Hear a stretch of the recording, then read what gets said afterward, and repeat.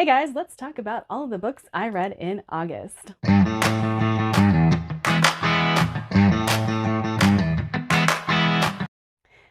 Hello, welcome back to my channel. If you are new, welcome to my channel. Today, we will be talking about all of the books that I read in August. And man, I think I've hit the highest page count I have ever hit. Not the most amount of books, but the highest page count. In August, I read 12 books. One of them was a DNF, and I did count only to my pages read. But this last month, I read 6,467 pages. Yeah, I think that's the highest I've ever read. I don't know why it's so high, but it is.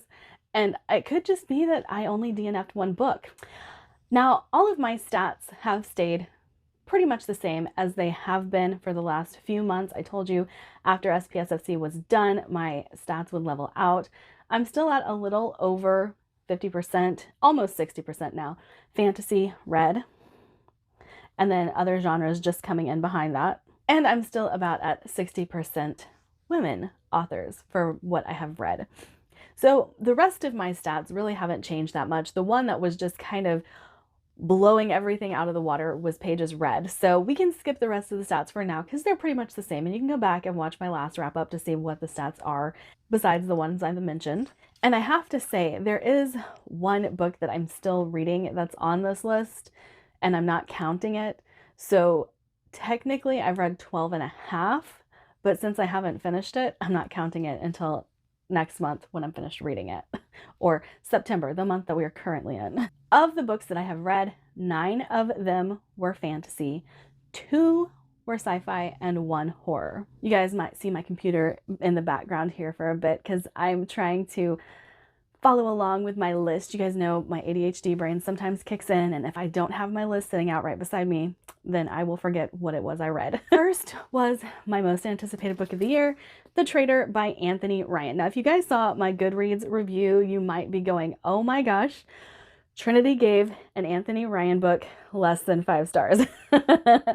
Do not let that fool you. Do not let that fool you. That came down to my enjoyment of the series as a whole. And I've said it a million times, I'm not a character-driven reader. And even though this was the finale and I was expecting a lot of explosive things to happen and the plot to just come full circle and do its thing, that's not exactly what happened. So because the plot kind of never was really established in this series, that kind of gave me a big reason to give the final book 4 stars. I think everything I love about Anthony Ryan still rings true in this story. I absolutely love his writing. His character work is on point. And I really did love this series. It's just, I have this same issue with Joe Abercrombie. Like, where was the story? Where was the plot? Are we getting this because of the success of First Law and the fact that the point was there was no point? I don't know. I'm not really sure. But it kind of just didn't sit well with me because of the fact that I'm a plot-driven reader. But I still would highly, highly recommend this series, especially if you love First Law, because, hello, so many comparisons that I could make to First Law in this series. And next, I read Beyond the End of the World. Oh, that closes out a series for me. This closes out a series for me, which was one of my big goals. There is an airplane. Hopefully you guys can't hear that. But Beyond the End of the World closes another series for me. I adored this. I really did. I don't know how to explain this series other than we have 2 worlds, one full of magic, one of technology. And the technos live in a floating island above the Earth, or Earth-esque, a planet. And then the ones that live on the ground are the magic users. And when a prince falls to the earth from the techno lands, he encounters one of the high-ranking officials in the magic realm. Trying to say this without things being spoiled. And they realize that what they knew about their worlds wasn't all true. And they go on a journey to discover these things. There's a little bit of a romance in here. It really doesn't overtake the story too much because they're kind of running for their lives and trying to figure out who they are as people. And so romance isn't really the first thing on their mind. And then this book delivered hardcore in the fact that our main character does something at the end of the first book that no one really expects. This did have one thing in it though, an amnesia trope. I'm not big on amnesia. Just not. I'm just not. And that kind of threw me for a little while because the ending of the first book was so explosive, and then we get this amnesia trope, and I'm like, square one. We're back to square one.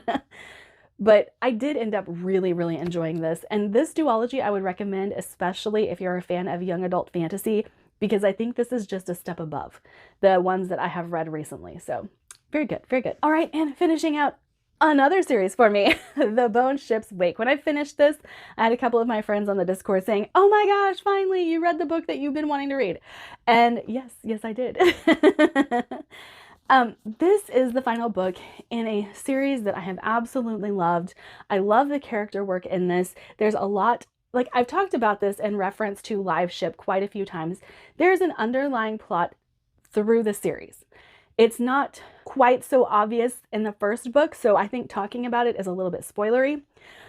But we have a nautical fantasy and dragons and pirates, everything that kind of entails.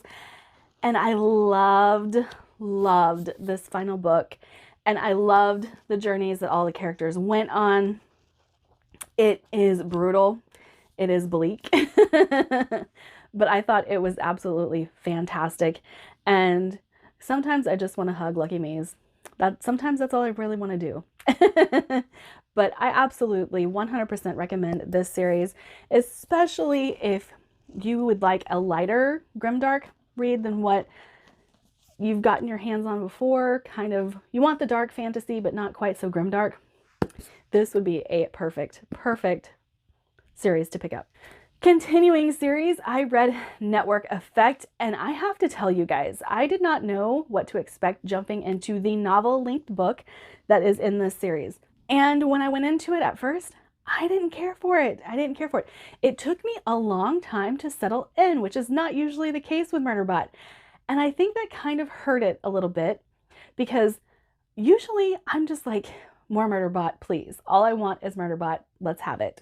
But this one, it did take some time. I did end up really enjoying it. This again is like the 5th book in a series, so I don't know what to tell you about what was going on with the series, because even though they're novellas and even though they're not exactly following the same storyline, to tell you anything about this would spoil a lot of things for what came before. But I'm still reading them. I'm still enjoying them. And I think one of the big things that everybody talks about with Murderbot is he's grumpy. It's grumpy.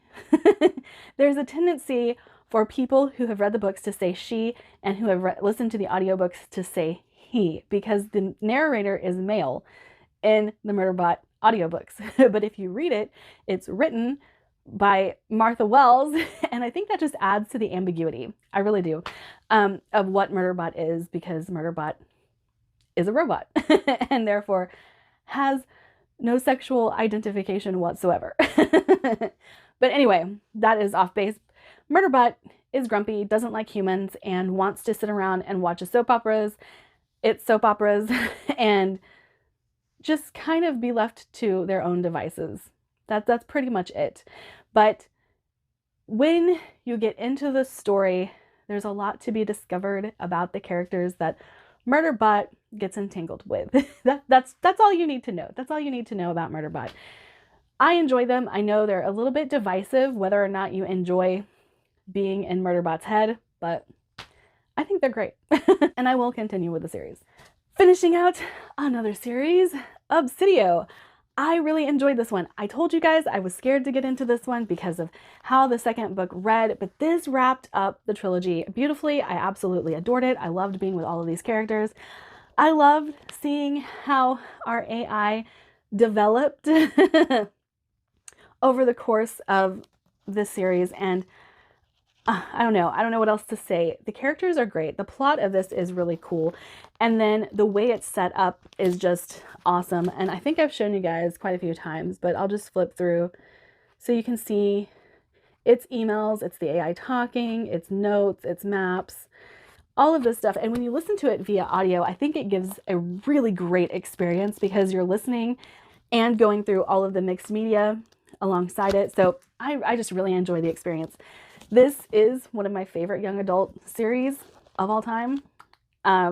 Jay Kristoff still remains one of my favorite authors. Amy Kaufman still remains one of my favorite authors. So very excited to have this one done and to know it does pan out in a way that I enjoy, even though the second book made me nervous.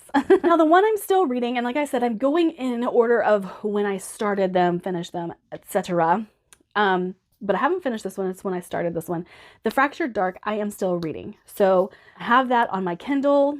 Y'all know Kindles don't always work well for me, but I'm trying. I'm pushing through. I am about 30% of the way through it now, so yay. Then finishing up another series. I really tried to knock out most of the YA series I'd left hanging this last month because I was like, there are so many and I just need to finish them. The Beauty of Darkness by Mary E. Pearson, The Remnant Chronicles, Book 3. I really enjoyed this series, guys. I think as far as YA fantasy goes, this is a good one to pick up, especially if you like a little bit of romance in your fantasy novels. This kind of has a great one that pans out not necessarily in the way you think. And I think that that's what I love about Mary E. Pearson is just because she inserts a trope, do not think that trope is going to pan out the way you think. Because I could see some of the things coming, but the way it ends is just beautiful. And the way she's crafted this character who acts like a normal teenager sometimes, but then really has to make some hard decisions and goes with her gut and trusts the people around her. Like, I think it's beautiful. I think this series is beautiful. And I would recommend it to anybody who's willing to pick up a YA fantasy romance because it's really good. It's really good. And then I got an ALC of Thornhedge by T. Kingfisher.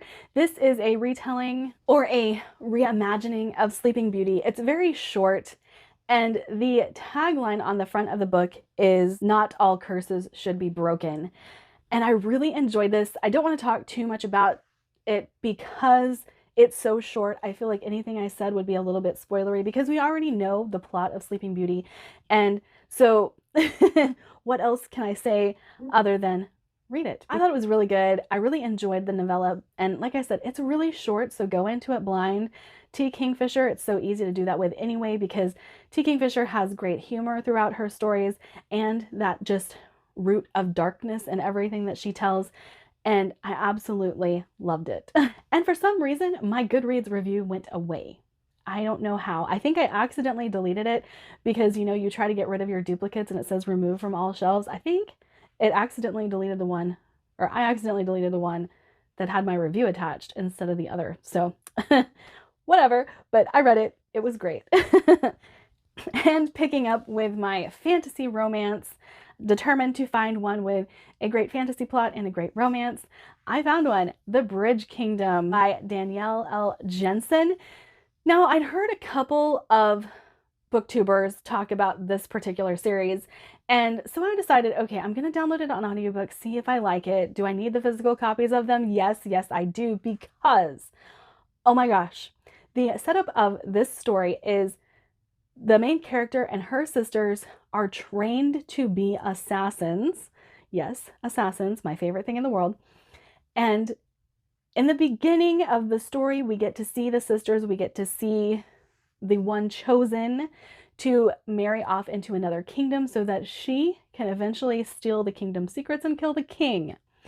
And when she goes to this kingdom, she ends up finding out that a lot of the stuff that she had been told while she was being raised to be an assassin might not be true. And so this leads to her wanting answers. And I absolutely loved the way that this went down because, oh my gosh, everything that I really love in fantasy you can find here. And then this romance was dang cute. I just have to say that because of how it played out and the fact that our main character went there solely to get this guy's secrets and kill him. And then she ends up finding out she was wrong. And I adored it. I adored it. And then we come to my DNF. Oh, I don't even want to talk about this. So I have talked a lot about The Last War by Mike Shackle. You guys might notice that it is now missing from my favorite shelves. I'm sad. I am sad. Now, I think this is an excellent series. I think if you like grimdark, this is a series that you should pick up. If you like character-driven stories, this is a series that you should pick up. I did not vibe with Until the Last at all. Now, I do think that part of it might be that I left it alone for too long, but it took me forever to get an audio of Until the Last, but you cannot find the final book anywhere. Like, you can't find it to read it physically. So that could have been part of it. I didn't have the book to immersive read, and I couldn't get my hands on a book to immersive read. And my least favorite character was the main character of the story. And I was like, oh gosh. I knew it was coming. I was warned. I was told it was coming. And it took forever to get anywhere in this story because we are wrapping up some huge stories that came before. And I thought it would just drug on too long. Again, like I said, there are many factors to this. I could have left it for too long, forgotten too many things. The main character I don't care for, not being able to immersive read it, so it was full audio. There could be many factors here, but I just couldn't get into it and I DNF'd it. And then there was a superhero element that I also didn't care for. You guys have come to find out, I'm sure, that superheroes in books usually does not work for me. So sad face, sad face. I'm sad to see that this series has left my house because I've already sold it. But I think if you guys like the things that I talked about, being character driven, being grimdark, you don't mind the slow pacing, things like that, I highly recommend it still. I really highly recommend the series because those are things that bug me that usually other people like. So I am going to stand alone in my plot-driven world. But like Mike Shackle, his writing is excellent. His characters, like I said, there's one I really don't like, but it gets me to feel feelings. So, and there are feelings that I have strongly enough that I DNF'd it. But again, like it just didn't work for me. The next one, I jokingly put Fourth Wing into my Libby holds just to see how long it was going to take. And it told me several months. Well, it lied. It lied. And so when it came up for me, I was like, you know what? Let's go ahead. Let's go ahead and read it. See what, oh, excuse me, a hiccup. See what all the fuss is about. See if like the fantasy romance bandwagon that this has taken everyone by storm with. Let's see if it's any good. I really enjoyed it. I really enjoyed it. So this has so many tropes that are very prevalent in YA romance. Let's just throw it out there. So I don't think considering this an adult fantasy is going to fool anybody. This is like throwback fantasy romance YA. Could you consider it new adult? Yes, for some of the themes that are tackled, definitely. There's a lot of death in this. And I can see why you'd want to label it adult fantasy. And I could see, you know, people who consider it YA, they're not wrong. People who consider it adult, they're not wrong. So, but I really enjoyed it. I really enjoyed the main character. I enjoyed the love interest. There were some tropes that I love in romance that made an appearance, and that just kind of got me. But here's the thing. Is it the best written book I've ever read? Absolutely not. But I couldn't put it down. I could not put it down. I had to keep turning the page. It was like addictive. It was completely addictive. And those books are good. They're well written. And you can't say that they're not. Because if you keep turning the page, it's done its job. And I do think that I will continue with this series, even though I didn't think it was the greatest fantasy romance I've ever read. Did it fit the good fantasy plot alongside a good romance? It did. And I really like the whole dragon riders aspect. The dragons themselves are so cool, so cool. I know everybody is saying that, but trust, the dragons are so cool. And I just loved it. Like, I don't know that this series would ever reach a 5-star favorites rating for me, but as far as like a fun between the big books reads, oh yeah. Oh yeah, this will hold its place as something that I would definitely pick up whenever I'm just in the mood for something fun to read. And the one fantasy romance that I put on my TBR and said I was going to read was The Foxglove King by Hannah Whitten.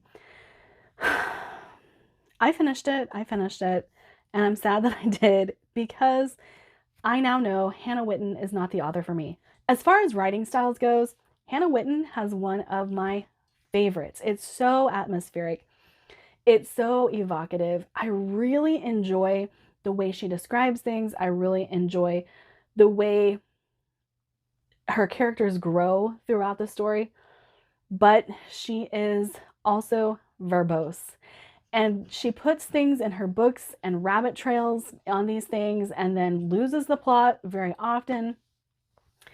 You know, kind of the opposite of Fourth Wing. I kept wanting to set this book down because it was so slow and then it would meander and I just couldn't handle it.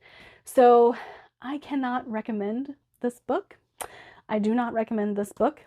But, you know, if you liked For the Throne, definitely pick up The Foxglove King because I had the same issues with For the Throne as I did The Foxglove King. And I still love For the Wolf. I may not own it anymore, but I still love that book. And I do hope that one day, someday, she will return to that style of writing and not so much what we saw in For the Throne and The Foxglove King. But I've already put this up on my Pango, and it's a beautiful, beautiful signed edition. So I hope someone picks it up and really enjoys it. And then for the final book that I read in August, that would be Emperor of Ruin, cementing this series into my favorites, one of my favorites of all time. I loved this book. Again, it's the final book in a series, so I can't talk too much about it. I really went hard in trying to finish series that I had just hanging out. And I will be finishing Five Warrior Angels in November because that's the official release date of that audiobook. But I've made a huge dent in the series that I needed to finish. And this one, Chef's Kiss, 5 stars. I love Kit. I love Kit. I love Kit. And I'm just throwing that out there. If you've only read the first book, I'm sorry. But she is just absolutely amazing. And I've talked a lot about this being very Star Wars-esque. This is very Star Wars battle-esque. So a lot of running to catch, running to hide, all of that stuff. And I love it so much. I love it so much. And so many things are going down in this. We are finally getting some answers to big questions we've had throughout the series. And I don't know what else to say. Again, I have a hard time talking about books when I really love them. And it wasn't that long ago that I finished this. So I haven't had a chance to wrap my mind around everything just yet. But Django Wexler, I'm so excited to move on to his other series, The Thousand Names being the first book in that series. But yes, amazing, amazing. Highly recommend this series. Can't say enough about it. All right, that's it for my video today. If you want to connect with me in any other way, I have a Linktree link down below that opens up all of my social media. See you guys later. Bye.